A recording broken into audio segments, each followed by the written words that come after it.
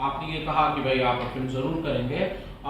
Big boss की मैं बात कर लेता हूँ दिनेश जी, जहाँ पर आप भी गए थे और उसके बाद खेसारी जी गए और बहुत सारे, अभी हाल ही में जो OTT वर्जन है उसका बिग बॉस का, उसमें अक्षरा जी गई थी और वो बाहर आई। अब ये कहा जा रहा है कि बिग बॉस के घर में बॉलीवुड स्टार्स को, बॉलीवुड वाले जो कंटेस्टेंट्स हैं उन्हें सपोर्ट किया जाता है और भोजपुरी के जो कलाकार हैं जो जाते हैं उन्हें डोमिनेट किया जा रहा है, उनके साथ भेदभाव किया जाता है।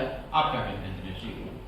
मैं तो अपना अनुभव बता सकता हूँ कि मुझे तो ऐसा कुछ दिखा नहीं वहाँ पे, और किसी को दिखा होगा तो वो बोलेगा आपको, उसने अगर ऐसा देखा होगा किसी ने भी। पर मैं जो गया था तो मैंने तो देखा कि मुझे जितना प्यार मिला पूरे घर से, और पूरे घर ने मिलके मुझे गोल्डन हार्ट का अवार्ड दिया था बिग बॉस में। जी बिल्कुल बिल्कुल। उसके बाद जब भी बिग बॉस में कोई ऐसा हमारे तरफ से, चाहे वो खेसारी जी या मोना जी या कोई व्यक्ति जाता है तो वहाँ से मुझे बुलावा भी आता है और मैं जाता भी हूँ बिग बॉस के घर में। जी पिछली बार भी मैं मोना जी की शादी में गया था। बिल्कुल। और उसके बाद बिग बॉस के जो होस्ट हैं सलमान खान जी, आज तक जहाँ भी मिलते हैं तो वो बहुत प्यार से बात करते हैं और बहुत स्नेह करते हैं। तो मुझे तो ऐसा, मेरा ऐसा अनुभव नहीं है, अगर किसी और का होगा तो मुझे पता है। कोई Bhojpuri star Dinesh ji big boss जीत सकता है? हाँ 100% जीत सकता है। मुझे तो अक्षरा जी का ही लगता था कि जीत जाएंगी, और मैं बहुत अच्छा खेल रही थी, बहुत अच्छा खेल रही थी। क्योंकि देखिए मैं भले बिग बॉस में गया था पर वो जो फॉर्मेट है मैं उसमें फिट नहीं था, सच बात है। मैं झगड़ा नहीं कर सकता, मैं लड़ाई नहीं कर सकता। खाने में किसी ने नमक ज़्यादा डाल दिया, कुछ मिर्ची ज़्यादा डाल दी तो मैं खा लूँगा, मैं झगड़ा नहीं करूँगा, चलो ठीक है जाने दो, क्या होगा।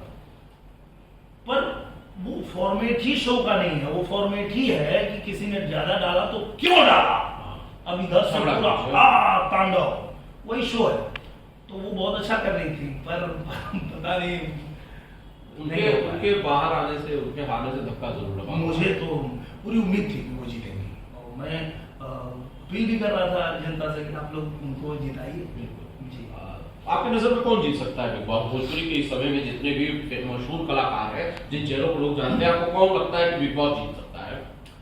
मुझे 2-3 लोगों से बड़ी उम्मीद है और मैं इंतजार में हूँ कि वो लोग कब आएंगे। जैसे एक तो पाखी अंग्रेजी, अच्छा, उनसे बड़ी उम्मीद है। बहुत ब्रिलियंट, बहुत टैलेंटेड और बहुत ही सुलझी हुई एक्ट्रेस है जी। एक तो उनसे मुझे बड़ी उम्मीद है कि जिस दिन भी वो आएंगी तो मुझे उम्मीद है कि वो जीत जाएंगी। दूसरा रानी चटर्जी, ठीक है, ये मैं भी, ये रानी चटर्जी जी से भी मुझे बड़ी उम्मीद है। और तीसरे हमारे पवन सिंह जी। अच्छा, मुझे लगता है जिस दिन पवन सिंह जी गए बिग बॉस में जी, सारा रिकॉर्ड तोड़ेंगे और हो सकता है कुछ कैमरे भी तोड़ेंगे। जी, तो जो हम लोग नहीं कर पाए। रवि भैया ने थोड़ा किया था, हाँ। रवि किशन भैया फर्स्ट सीजन में गए थे, जी, तो उन्होंने थोड़ा किया था, भोजपुरिया अंदाज दिखाया था। उसके बाद अभी अक्षरा जी ने दिखाया, और इसके बाद मुझे लगता है कि अगर ये लोग गए, जिसका 200% मिलेगा, हाँ, चाहे वो पाखी जी जाए, रानी जी जाए या फिर पवन जी जाए जी। और एक एक्ट्रेस से और उम्मीद है, अगर उनको इस बार भी अप्रोच किए थे लोग, वो गई नहीं तो उनसे भी उम्मीद है, आम्रपाली दुबे से जी।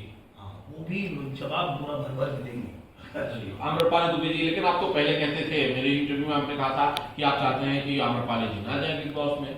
हाँ, पर उनको अप्रोच किया था पर वो नहीं जाती हैं, तो क्या आपको क्यों लगता है कि आम्रपाली जी बिग बॉस जीत के आ सकती हैं?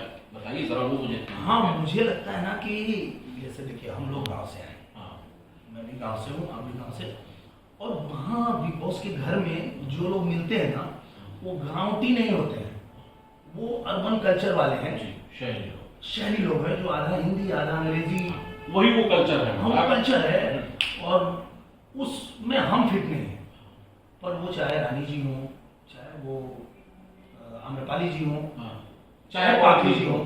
अच्छा, पवन जी अलग तरह से फिट हैं। कैसे? पवन जी तो कुछ भी कर लो वो अपना करेंगे। इसलिए मैंने उनका नाम लिया। हाँ, कि हम तो कोशिश करने लगे कि उनके साथ एडजस्ट हो, हाँ, मैच कर ले। अच्छा भैया तुम चाहते हो ऐसे, तो चलो फिर हम ऐसे हो जाते हैं। पवन जी को मैं इसलिए नाम दिया कि तुमको जो करना है करो, हम वो करेंगे जो हमें ठीक लगता है। हाँ, हम अपनी जगह को। और उन्होंने गाया भी जी कि घंटा फर्क नहीं पड़ता है। बिल्कुल घंटा फर्क नहीं पड़ता है। ये दिनेश भाई तो बहुत इसलिए मुझे उनसे उम्मीद है। बहुत शानदार। वैसे मैं एक चीज बताऊं कि जब आप और पाकी जी की एक जोड़ी फिल्में करती थी, बहुत ज्यादा चाहत थी और फैन फॉलोइंग थी, लेकिन वो फैन फॉलोइंग अब पिछले दिनों मुझे गानों में नजर आई जब पाकी जी ने एक लंबे समय बाद फिर पर्दे पर वापसी की और खेसारी लाल यादव के साथ उन्होंने कुछ गाने किए, बंगलिनिया जैसे गाने। शानदार, मैंने भी सुना, बहुत अच्छा गाना भी था और बहुत बढ़िया उसको रिस्पॉन्स भी मिला जी। तो आपको अच्छा लगा तो चलिए, बिल्कुल ही अच्छी बहुत बात अच्छा, है। बहुत अच्छा। और आप दिनेश जी, आपकी और पाकी हेगड़े की जो जोड़ी है, एक बार फिर हम कब पर्दे पर देख पाएंगे? बहुत सारे लोग पूछते हैं ना। हाँ, ये मुझसे भी पूछते हैं। हम लोगों ने लास्ट फिल्म किया था निरहुआ हिंदुस्तानी, ठीक है। और उसके बाद उन्होंने थोड़ा फिल्मों से दूरी बना ली थी, चूंकि फिल्में चल भी नहीं रही थी उस दौरान। तो चूंकि उनका फैमिली बिजनेस भी बहुत अच्छा है, होटल के उनके बिजनेस भी हैं, तो उन्होंने कहा कि नहीं, मुझे फिर अगर इतने पैसे में यहाँ फिल्में करनी है, इतना मेहनत है, और तो नहीं, हम नहीं कर पाएंगे। और वो फिल्में नहीं, पर हमारी मजबूरी थी, भाई पैसा कम मिले ज़्यादा मिले, कुछ भी हमको तो करना पड़ेगा, हमको करना पड़ेगा, क्योंकि हमको दूसरा कुछ ना, हमारा कोई बिजनेस है ना कुछ व्यापार है, कुछ नहीं है। पहले या तो किसान थे या तो एक्टर है, अब सीधा एक्टर बन गए, गायक बन के एक्टर बन गए। तो हमारी तो मजबूरी थी, हम करते गए। और उस दौरान जो नई फिल्में आई और उसमें लोगों ने जो जोड़ी पसंद कर ली, फिर वो कंटिन्यू हो गई। तो आने वाले वक्त में जोड़ी जो है वो नजर आ सकती है। आ सकती है, कभी भी किसी भी फिल्म में आ सकती है। और एक फिल्म अभी हम लोगों ने बात किया भी था, एक फिल्म बन रही थी परिवार जी, घर परिवार। परिवार तो हम लोगों ने पहले किया था, हमने और पाखी जी ने। एक फिल्म बनने वाली है घर परिवार, जो जगदीश शर्मा जी उसके डायरेक्टर हैं। जगदीश जी, हाँ, तो उसमें उन्होंने पाखी जी को सुनाया था, उनको अच्छा लगा था। तो वो फिल्म हो सकता है कि हम लोग के साथ में आए।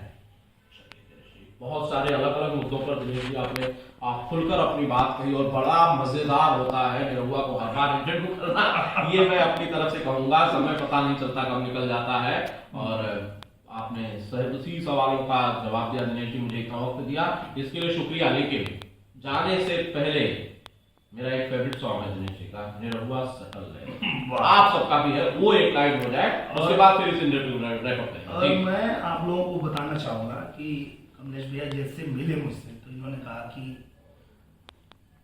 मैं सवाल जो पूछूंगा, क्या पूछूं क्या नहीं पूछूं, हम बातें जब करते हैं तो मैंने कहा आपको जो पूछना है सब पूछिए। हाँ बिल्कुल, और सब पूछा। हाँ, क्योंकि क्या ये है, आजादी जैसे क्या है कि बंधन में क्यों रखे आप? जी बिल्कुल, आपका भी ये रहता है कि जनता हमारा विचार समझे, जाने की ये आदमी कौन है, क्या चाहता है, क्या बोल रहा है। तो आप इसलिए ही पूछते हैं।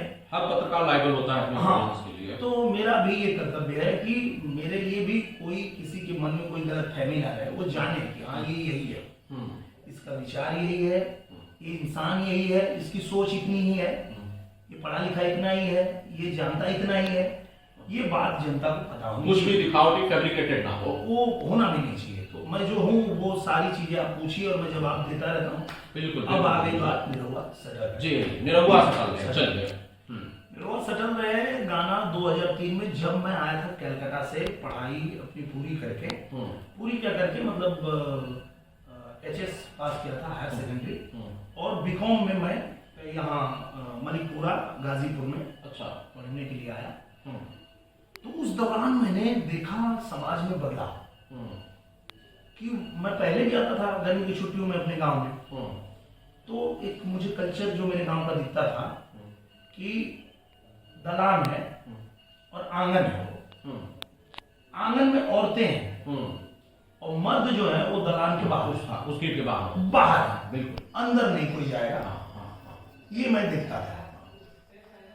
खुद की बीवी से भी मिलना है तो पूरा घर सो जाएगा, तब वो रात को छूट के जाना है। हाँ, ये देखा, ये संस्कार ये था। तो ये, और जब मैं 2003 में आया तो मैं देखा पूरा चेंज, बदलाव हो गया। वो घर में खाना नहीं क्यों निकोला जा रहा, हाँ, शर्म जो चीज होती पर्दा खत्म हो गया, खत्म। कि मतलब भाई खुद की बीवी से मिलने के लिए भी रात 11 बजे सबके खा पी के सोने का इंतजार जिस कल्चर में होता था, वहां ये क्या हो गया? दुलही रहे बीमार निरहुआ निरहुआ निरहुआ सटल रहे, मगर चाहे जुमान जाके डटल रहे, दुलही रहे बीमार निरहुआ निरहुआ निरहुआ सटल रहे।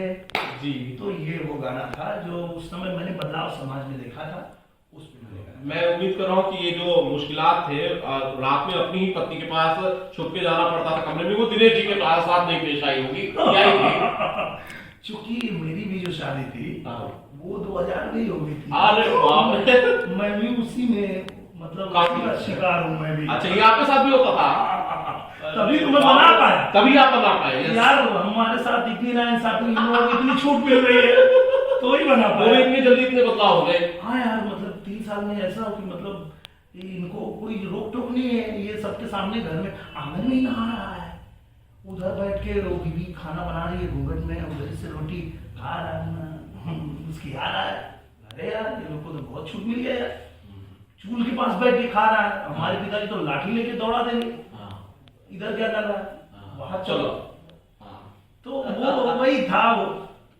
चलिए दिनेश जी, बहुत बहुत शुक्रिया दिनेश भाई, और बहुत मजेदार था आपको इंटरव्यू करने के लिए, और बहुत मजा आया। बहुत बहुत शुक्रिया दिनेश भाई, इतना वक्त मैंने थोड़ा ज्यादा ले लिया है, लेकिन फिर भी ठीक है, थैंक यू दिनेश भाई। वैसे सबको पढ़ा, सबको पढ़ा। दिनेश लाल यादव निरहुआ के साथ ये आप लोग पूरा इंटरव्यू देखिए, कैसा लगा आपको कमेंट्स के जरिए हमें बताइए। अगर कोई सवाल है आपके मन में तो आप पूछ सकते हैं, और चैनल को सब्सक्राइब कीजिएगा, देखते रहिए बिंदास भोजपुरिया। थैंक यू सो मच, नमस्कार। हाँ, और ये जो भैया ने कहा, आपको भी अगर कोई मन में सवाल उठता है तो जैसे ये हर सवाल पूछते हैं, आप भी पूछिए, तो अगली बार ये हमसे पूछेंगे और मैं वो आपके मन में जो भी सवाल है सब जवाब दूंगा। थैंक यू दिनेश भाई, ये ऐड करने के लिए शुक्रिया। तो भाई कोई भी सवाल है किसी से भी जुड़ा हुआ मुझसे या दिनेश जी से, तो आप पूछ सकते हैं, अगले इंटरव्यू से कैरी करेंगे। थैंक यू सो मच, नमस्कार।